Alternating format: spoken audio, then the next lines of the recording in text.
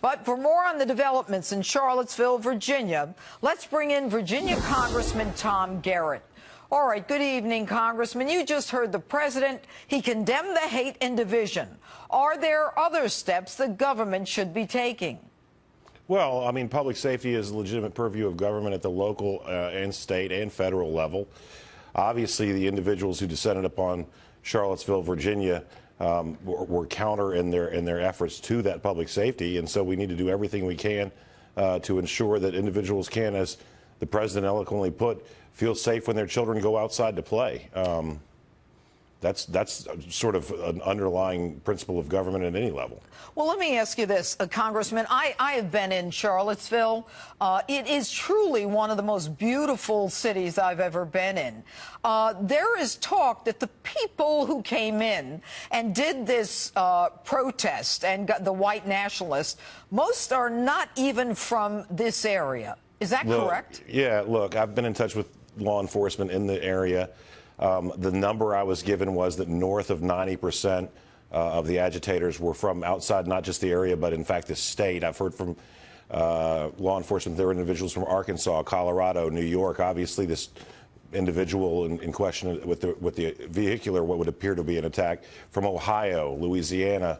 So, you know, the good news is, if there is any, that to find 500 racist lunatics, you need a nation of 323 million. The bad news is, and praise God that they're going to leave Charlottesville and go back home across this country. And so we need to speak united. I think that there's real room for folks on the left to welcome us, to join them in condemning this sort of hate-filled rhetoric that's completely antithetical to Thomas Jefferson's concept that all people are created equal and endowed by their creator with certain inalienable rights. So it was indeed largely outsiders who precipitated these events. And in fact, Charlottesville itself, the city, has a connection to Thomas Jefferson and Madison and other presidents. Sure. So the 5th District of Virginia is in the limelight right now for all the wrong reasons, but it's an amazing place. Thomas Jefferson wrote the Declaration of Independence in Charlottesville, Virginia.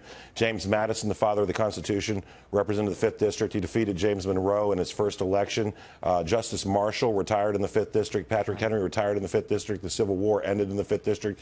And the civil rights movement in Virginia really began when a 16-year-old girl displayed the courage to walk out of a racist system in Farmville, Virginia in the 5th District. So it's an amazing place, and this is a real scar on the face of it that it doesn't deserve. I'm saddened. I'm prayerful for the victims. There's no excuse for a human being to lose their life in this country where they went to express their opinions and values, whether they're shared by everyone or not. We should be able to disagree with each other without being disrespectful. Congressman, what brought these white nationalists to seek a permit in your city? Well, it's our city. There has been a controversy for a number of months over the decision by the city council to remove a statue of a Confederate general.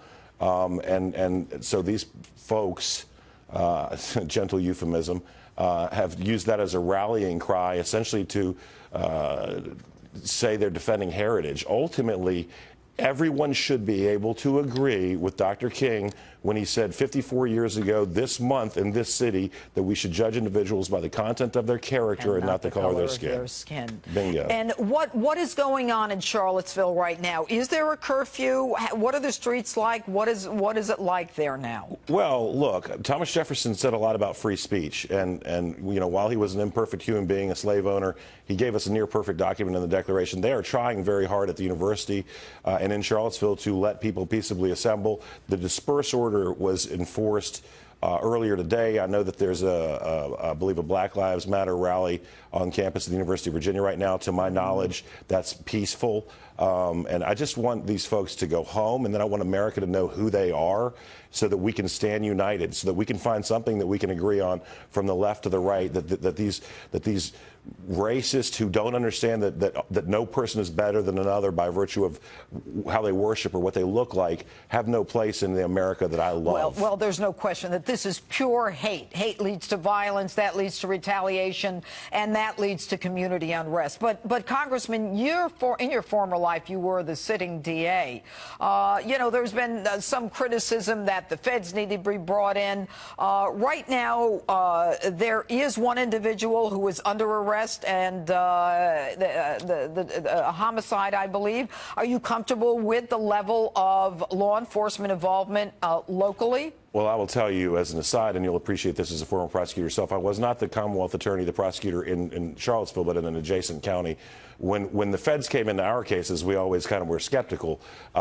Let's let the facts unfold, and we'll determine what the best charging procedures are here.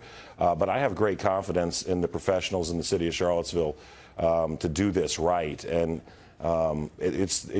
tragically, sometimes the cases a prosecutor lives to work on are the ones that happen when we see the darkest events unfold. I guarantee you that there's good people doing great work to make sure they get to the bottom of this and that he'll be charged appropriately when the investigation's completed. All right. Congressman Tom Garrett, indeed, a very dark day in Charlottesville. Thank you so much. God bless you all. Please, all you pray for the victims and for some healing.